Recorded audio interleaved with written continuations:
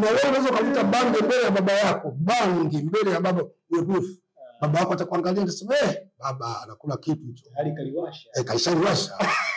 Yule anavuta bangi lakini bangi yake ya akili huyo. Bangi ya akili. Unaelewa ama hauna? Na hiyo siku nitakuja nikwambia hapo wallahi nitakuja kutaja majina wanasiasa hapo. Siku moja. Sio kutaja kwa majina live watakuja kushtaki. Nitakuja kutaja kwa dalili. Kuna wanasiasa bungeni hawarudi. Wana vimavi, wana nuksi. Sasa kwa kimavi.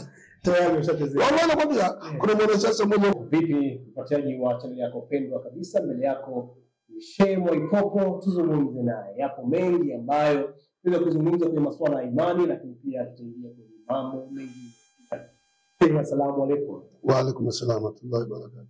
Wema? Wema, nashukuru Mungu sana. Naona kama siku 5-4 hivi kuzungumza, leo nimerejea tena kwako. Karibu sana. Karibu sana. Sheikh, kumekuwa na kasumba ya kwamba watu wengi huwa wanapoanza jambo ama kulianzisha jambo huwa hawafiki mbali, huwa wanatengana. Ama kuna magomvi na migongano. Ni kwa nini? Watu wengi wanapoanza jambo wanashindwa, kunakuwa na migongano, mitengano. Hiyo ni kazi ya shetani, sio ya Mungu. Mungu akutuleta sisi tufarakane. Faraka zote ni kazi ya shetani. Nadhani kwamba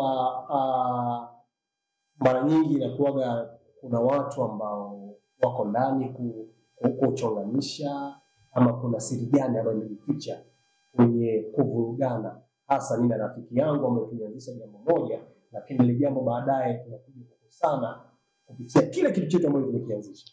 Kwanza watu wengi wahitaji watu wakae kwa amani, hasa sisi wa Afrika. Ni watu wenye roho mbaya na husda. Simanini kwa kutumia maneno hayo. Sababu sisi kazi yetu kubwa sana ni shirki, kufarakanisha watu. Kuna watu wana uchawi tu kufarakanisha watu. Hata wewe mtu anaweza kufarakanisha na mkeo, mkafarakana ghafla tu. Unaweza kufarakanishwa wewe na baba yako na mama yako mkafarakana.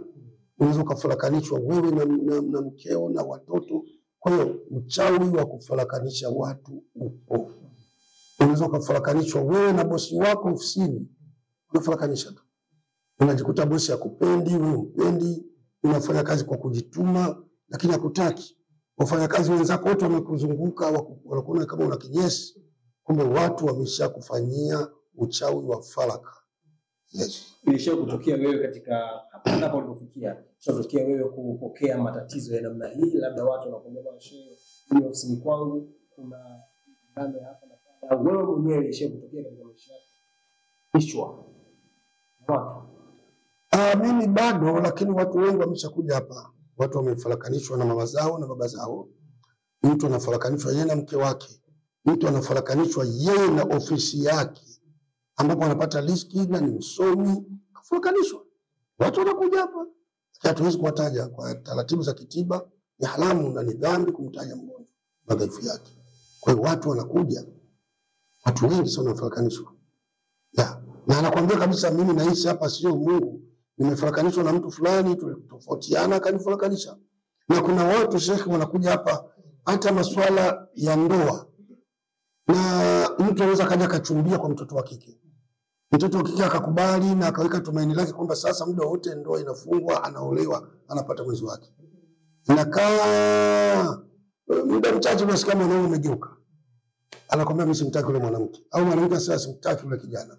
Kijana amekamilika, ni handsome boy, ana maisha mazuri, ana mambo, yani mtu wa dini. Pesa sio kitu katika ndoa, lakini ile thamani ya yule mtu. Kwa hiyo mtu anakataa tu ghafla sema sitaki. Na hii kitu nimekuta Zanzibar ndio ipo mingi sana. Zanzibar, Oman, Mombasa. Haya mambo nimekuta ni mengi sana, hata Tanga, hii coast yote inaongoza kwa uchawi huo. Kufarakanishana. Sasa bahati mbaya watu wengi wanapata matatizo wanakwenda kupiga ramli kwa waganga wakishirikina. Unajua mimi sikatai kwamba ushirikina, uchawi huko bwana. Ukisema uchawi hakuna, na maana una akili kuliko hata Mungu, au una akili kuliko Yesu au Muhammad, kwa sababu wao wote uchawi wanautambua upo. Na ndio maana Yesu aliwakemea mapepo wakakimbia. Kwa nini alikemea? Sina maana mapepo ndio uchawi. Kwa nini tunafikiri mchawi ni nini? Mchawi ni jini. Yaani mtu yeyote ili awe mchawi lazima amiliki jini. Na kuna jini wa kuwanga. Ndio unasema mwanga anaruka usiku. Huwezi kuruka wewe usiku mpaka uwe na jini mmoja anaitwa jini tayara. Huyu tayara ni jini wa kuruka. Hata ukiwa Marekani, mtu anampanda ndani ya sekunde chache anafika, anafanya lake anaondoka. Watu wanashangaa. Na ndio maana Waswahili wanasema mchawi akimbiwi. Akimbiwi popote ulipo yupo. Tutakwenda kujificha. Unaye kwa sababu mchawi anaruka. Na mwanadamu ameumbwa kwa moto, kwa udongo. Jini ameumbwa kwa moto. Kwa nini? Ndio maana mlango unaweza ukafungwa kwa sababu wewe mzee mwanga huyu, mwanga kwani amefunguaje mlango sasa? Ujiulize. Ni kwamba yeye jini wake akifika hapa jini anaweza kafungua jini yule, anajigeuza. Anakuwa kama moto vile. Moto unaweza ukapenya hata kwenye mdogo sana. Yule jini akishapenya ndani anamfungulia bwana wake anaingia, anakuja kufanyia wanga. Na watu waelewe kuna tofauti baina ya mwanga na mchawi na mshirikina. Tofauti kati ya mwanga, mchawi na mshirikina. Tofauti zao ziko wapi? Ya kwanza, unaweza kuwa mshirikina lakini sio mchawi. Unaweza kuwa mshirikina lakini sio mchawi. Lakini unapokuwa mchawi ndio mshirikina huyo. La pili, unaweza kawa ni mchawi lakini sio mwanga. Mchawi sio mwanga. Zinakuaje? Kuwanga ni taaluma maalum. Unaweza kuwa ni mwanga lakini sio mchawi. Kuloga uwezi. Yaani kazi yako ni kwenda kuwanga tu, unanukia watu usiku, unawachezea uchupo wa nyama, unafungua, unaona lao unaondoka. Ni hivyo tu, lakini kuloga uwezi. Na kuloga ni hatari zaidi. Kuloga ni hatari zaidi, na kuloga ni taaluma maalum, ni hesabu maalum. Mtu anaweza kukulia hesabu ya mwezi mzima, namna kuloga. Kwa hiyo unalogeka tu. Kwa hiyo watu wanataka wajue wachawi ndio wanaoharibu maisha ya watu. Sheikh, hakuna mtu anaweza kuwa na mkosi duniani. Haya matatizo yote unaona kila unafanya ufanikiwi, watu wanazidi kuwa maskini sana nchi za Kiafrika. Ni uchawi. Sasa mtu atajitibisha vipi na uchawi? Sababu watu hawajui pa kwenda. Ndio maana unaona watu wengi ni mchawi, anashikwa na mchawi, anakwenda kutoa uchawi kwa uchawi. Kumbe uchawi kutoka kwa uchawi hauwezi kufanikiwa. Uchawi unaondolewa kwa taaluma maalum ya maneno ya Mungu na maelekezo ya Mungu. Mfano, sisi tuko hapa, haya ni mafuta na yaonesha tena. Tunatumia mafuta haya. Haya ni mafuta ya mti mtukufu wa mzeituni. Mti huu Mungu anausema katika Qur'ani, katika surati Nur anasema hauko mashariki wala hauko magharibi. Mafuta haya yametajwa katika Qur'ani surati Nur ni sura ya 24 aya 35. Natamka ili watu wakasome. Kuna watu wanakuambia nina mafuta lakini sitaki niyasemee mafuta yao, lakini nazungumza haya. Mafuta haya yanapatikana mbali sana. Yanatoka Palestina. Na kwa kweli mshukuru Mungu, imekuwa ni muujiza kwa wanadamu wengi sana, wanakuja hapo wanafanikiwa. Olive oil na hii ni vitu vile tofauti. Olive oil ipo nyingi sana madukani, ipo hata Dar es Salaam, Kenya, Uganda yamo. Olive oil inatoka Spain na Italy. Hii haitoki Spain, inatoka Palestina. Mungu mwenyewe kaisema hivyo. Mafuta haya tunayaita mafuta ya nuru. Mwanadamu yeyote ana maradhi ya kishetani ambaye mambo yake hayaendi, maradhi yasiyotibika. Kuna mtu anaweza kuwa na maradhi yasiyotibika, kumbe amelogwa. Unaugua kansa, kumbe umeshafanywa ushirikina wa kansa, kisukari, pressure. Sio watu wanaloga mpaka ukimwi. Wallahi na hapa wa billahi wa ta'ala ni kiapo kikubwa kule Muislamu. Mtu analoga, na kuna watu wameshakuja kwangu mwa na ukimwi, kumbe ni shetani. Na nikawatibu na kapona. Na ameenda hospitali anaambiwa na akapona vizuri brother. Na akapona vizuri. Unaona?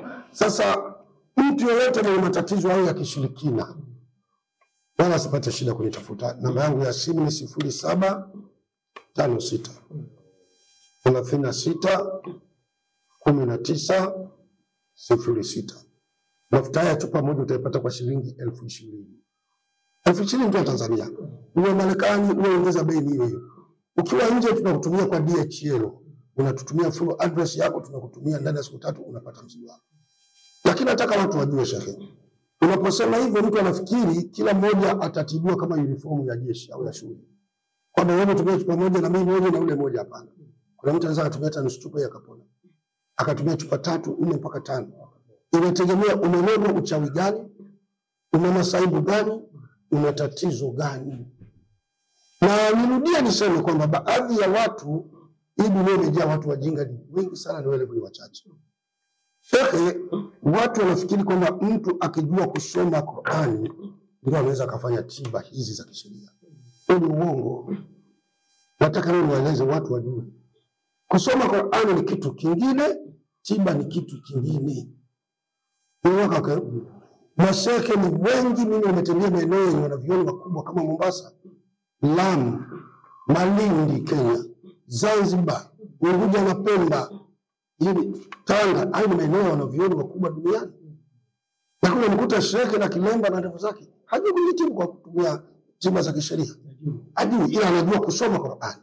Na Qur'ani anaisoma kwa ajili ya kusalia tu.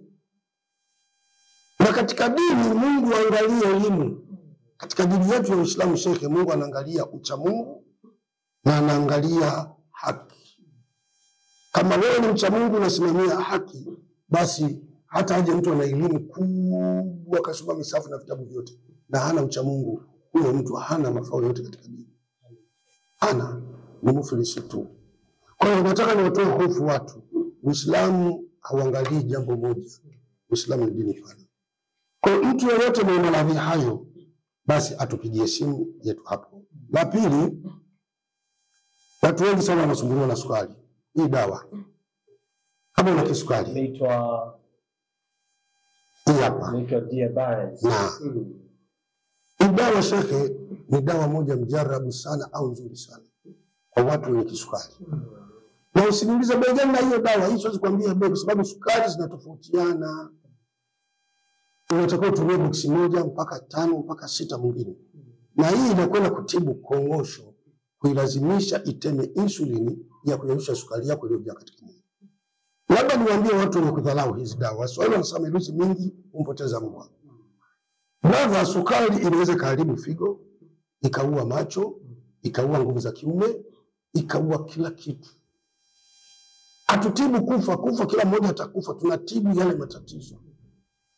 Kwa kama unaona una kisukari, dawa tunashare mataifa 4, Tanzania, China, Malaysia na Uturuki.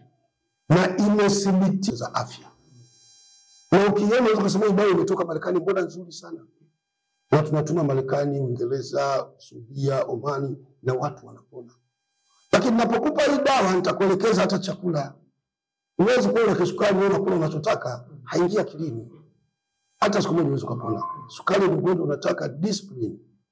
Kwa hiyo watu wenye kisukari, wenye pressure, wenye tezi dume, vidonda vya tumbo, wagonjwa wa kifafa, anaanguka kifafa, okay, mimi nakutibu bila wasiwasi. Kwa uwezo wake Mwenyezi Mungu. Na tunatibu watu wa dini zote na kabila zote na jinsia zote. Mtu asione aibu. Waswahili wanasema mficha maradhi kifo mumbua. Sasa wewe endelea kubaki na maradhi yako kwamba yule si mwaipopo. Mimi mwaipopo ndio, lakini Mungu kanipa uwezo wa kujua mambo, najua. Na niwaambie maradhi yanaleta maskini. Wewe mtu hawezi kukupenda wakati unaumwa shekhi, atakupenda nini? Mtu anakupenda hivi mzima, ni mwandishi, unahoji watu, unapata pesa, mshahara, ndio watu wanakupenda, hata mkeo anakupenda kwa sababu hiyo. Wewe ukikosa hela sasa hivi hakuna mtu atakuja kwako. Kwa mimi Yaani ni kweli. Kwa mimi nikifulia utampoteza mke wako hata na watu wako wakali. Wallahi sio unapoteza. Labda upate mke mwema sana mcha Mungu. Mwema awe mke mcha Mungu. Kwani Nabii Ayubu si wake walimkimbia? Na Nabii Ayubu aliugua kwa kweli, Biblia inakubali na Qur'ani inakubali. Lakini wake wote walikimbia, libaki mke mmoja ambaye ni mwema. Kwa hiyo nataka niwaambie watu, hii mchezo wa kulizika na magonjwa kisingizio ni matibabu fulani. Shekhe njoo utibiwe. Njoo kwa shekhe Mwaipopo Magomeni utibiwe. Utakufa bure. Kufa hata mimi nitakufa. Usife kwa kujiua. Ukishakuwa na maradhi shekhe, hata ndugu yako hataki kukupigia simu, anajua kukupigia simu unampiga mzinga. Unamwomba hela. Ukiwa huna hela, hata ndugu atakuwa wewe ovyo tu. Labda babako mzazi. Nimalize na mfumo huu. Ukiwa na pesa shekhe, nataka niwaambie watu wajue hili. Shekhe wangu, ukiwa na pesa wewe, mko watoto 5 mnaenda kwa beni labda Kilimanjaro au Mbeya. Mmefikia Mbeya vijijini, wewe ndio una pesa sasa. Umejenga labda nyumba nzuri, umewekea ng'ombe wa maziwa, unaganga kitajiri unanunulia baba. Na kaka yako yupo hana hela, mmekwenda wote, kaka ataambiwa kachanje kuni. Si hana hela, wewe una hela. Na wewe unaweza kukuta bangi mbele ya baba yako, bangi mbele ya baba uepufu. Baba yako atakuangalia atasema baba anakula kitu hicho. Hali kaliwasha. Kaishaliwasha. Yule anakuta bangi lakini bangi yake ya akili huyo. Bangi ya akili. Bangi ya akili. Una hela ama hauna? Kaka. Bangi hizo, unaona? Sinikwambia bangi hizo. Una hela nani atakupenda? Kwa hiyo nataka niwaambie vijana na watu wazima tujitahidi sana kucheki afya zetu na kutumia fursa tunapozipata. Ni dawa hizi kwa ajili ya sukari, mtu mwenye vidonda vya tumbo, nguvu za kiume kama hana, yatuambie tutampatia dawa. Na kama mtu ana tatizo la kifafa, pressure, maradhi yote yanatibika. Tezi dume, mtu paka anatembea na mpira, cheki njoo tutakupa dawa, utapona kwa uwezo wake Mwenyezi Mungu. Kutumia dawa popote ulipo inshallah. Bana, kama wewe una maradhi haya ambayo shehe ameyataja hapo, basi nadhani unachelewa sana. Dawa zipo kwa Shehe Mwaipopo Magomeni hapa, kwa namba za simu wamezitaja hapo na nyingine tutakuwekea hapo. Kwa hiyo usichelewe, mtafute Shehe Mwaipopo utibu hicho kinachosumbua. Shehe, nilikuuliza kuhusu mambo mafarakano kwa sababu sasa hivi kuna vijana ni wasanii wa muziki wa Singeli ambao mwanzoni walikuwa pamoja, wanafanya kazi pamoja, lakini baadaye tukaona wamefarakana. Huyu mmoja tumeona kwamba sasa hivi ana trendi na yuko moto, kulikuwa anapata sapoti sana kwa watu maarufu, hapo na msanii mwingine, lakini yule mwingine anazidi kupotea. Watu wanazungumza mengi kuhusiana na haya. Sababu kuuliza mara ya kwanza, haya mafarakano vipi? Wadhani kwamba kwenye huu farakano wao pengine pia hizo njia ambazo nimesema hapa, pengine kuna machawi na maneno wanafarakanisha watu. Wadhani hapa pia ilikuwa imeingia kuwafarahisha hawa ndugu Pateni pamoja na sasa kuna Zohari hapa, nishapita Zohari na inavyoonyesha wazi kabisa yule mwenzake amechezewa, na hakuna watu wamechezeana kama wasanii wacheza mpira, waimba music, wasanii wa filamu wanashirikiana mkubwa, wanachezeana sana. Na uwezo kutoka bila kutengeneza mwili wako. Kwa dunia yetu unayo. Sio kwamba Mungu hawezi kukuinua, Mungu anaweza. Lakini Mungu ametupa njia mbili, kushukuru na kukufuru. Njia ya kukufuru ina watu wengi. Sio kwamba Mungu anashindwa kututetea sisi, hatujataka kutetewa na Mungu. Kwa hiyo Mungu hawezi kutetea watu wajinga ambao hawataka kutetewa na Mungu. Unaweza kuwa mnakwenda wote, nyota yenu iko safi. Mtu anakwenda anashusha nyota yako, yeye anainuka. Wewe kile unachofanya akiendi anapanda. Kwa nini wazi mwenzako ameshamwahi katika nyota? Sasa huyu kijana ili akae sawa, atafute watu wenye kujua taratibu, akoshwe, atengenezwe nyota yake ipande. Ndani apandishwe kwa hivyo. Atapandishwa tu. Sio mchezo. Atapandishwa tu. Kumbe mambo yanapigana hapa. Sio mambo yapo hata wanasiasa. Sasa inakuwaje ikiwa kwamba kwa marafiki wote kitu kimoja? Sio mfarakanishwa. Mfarakanishwa. Au la wewe unakwenda kwa mtaalamu wako akaangalia akakwambia kijana, ili nyota yako isimame lazima uachane na mwenzio. Ndio. Msanii ambaye si rahisi kabisa. Ndio. Nyota yako ili isimame lazima ufarakane na mwenzako, achana naye. Mtu anakubali anaachana na jamaa yake, anakuja kweli nyota inasimama anapata hela. Sasa wewe utabaki unahangaika tu. Brother, hayo mambo yapo hata kwa wanasiasa. Na hiyo siku nitakuja nikwambia hapo, wallahi nitakuja kutaja majina ya wanasiasa hapo. Siku moja. Sio kutaja kwa majina live watakuja kushtaki. Nitakuja kutaja kwa dalili. Kuna wanasiasa bungeni hawarudi. Wana vimavi, wana nuksi. Sasa utakuja kwa kimavi. Tayari umeshachezea. Wanaona kwambia kuna mwanasiasa mmoja huko Kigoma hawezi kurudi bungeni. Kuna mwanasiasa mmoja kwa Tabora hawezi kurudi bungeni. Ndio kwambia kuna mwanasiasa mmoja kwa mkoa wa Tanga hawezi kurudi bungeni. Na kama unasema wewe utakuja kuniambia hapa. Kwa hiyo wao watakuwa wahi kuona. Na wako wengi labda wawahi watafuta tu bashara zao huko watu watengenezwe. Sio mimi, sio lazima mimi kweli. Nishirikana kufanya hivyo ili watu waje kwangu. Lakini nawaambia ukweli. Lakini dawa hiyo vimavi ambao unazungumzia Popo wanayo. Ninayo, lakini sio mimi peke yangu, Tanzania nzima wako mashehe. Kwa hiyo hata mdogo Sergeant ambaye anaporomoka kwa kasi, yani akiposti chochote mtandaoni comments zinakuja, wewe hatukutaki, wewe sio hapo ukipotata Tanzania hiyo unapata shida. Aje hapo tuone nuru. Yani chochote atakachokipandisha comment zinaenda pale. Bwana wewe hatukutaki, unakataa mwenzako hatukutaki. Aje tumpe nuru mumtakili wote anachoimba ndio anachoimba huyo kile kile tu. Aje tumpe nuru. Kule Kongo ningekupa historia bahati nzuri nimekaa Kongo. Kongo kulikuwa na wasanii, kulikuwa na bendi moja vijana wenga BSBG wale. Walikuwa kina Jibem Piana, Welasoni, Bezbula, yule Afande na wajua vizuri kwa sababu watu wetu kwa majahili tulikuwa tunafanya mambo ya music. Hao vijana walikuwa walitingisha Kongo. Walitingisha Kongo. Baadaye hawa vijana wakaja wakafanywa fiti na ushirikina wakagawanyika. Jibem Piana akatoka na kundi lake, Welasoni akatoka na kundi lake. Mchezo imekwenda wale watu walianza kushuka baadhi ya watu. Sasa nyote ya Jibem Piana na Welasoni ndio ikabaki na inagongana. Lakini hao watu walikuwa pamoja, walitikisa Kongo. Wale wanamuziki wa Kongo wengine walienda na semekana kwa wataalamu wakafanya ushirikina, wakaambiwa kama mkuwagawa hao vijana nyewe muonekani tena nyote yao kali. Na walikuwa na hatari wenga muziki, wenga BSBG. Walikuwa ni hatari vibaya mno. Na wanasema kuna msanii mmoja leo amemeza chula akiimba lazima utamsikiliza tu.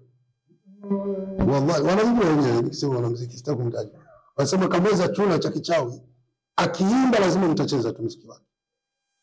Tafanya ushirikina wa kutosha. Kwa hiyo maisha ya kishirikina yapo na dawa zipo. Usikatae labda hujawahi kukutana na dunia ujue.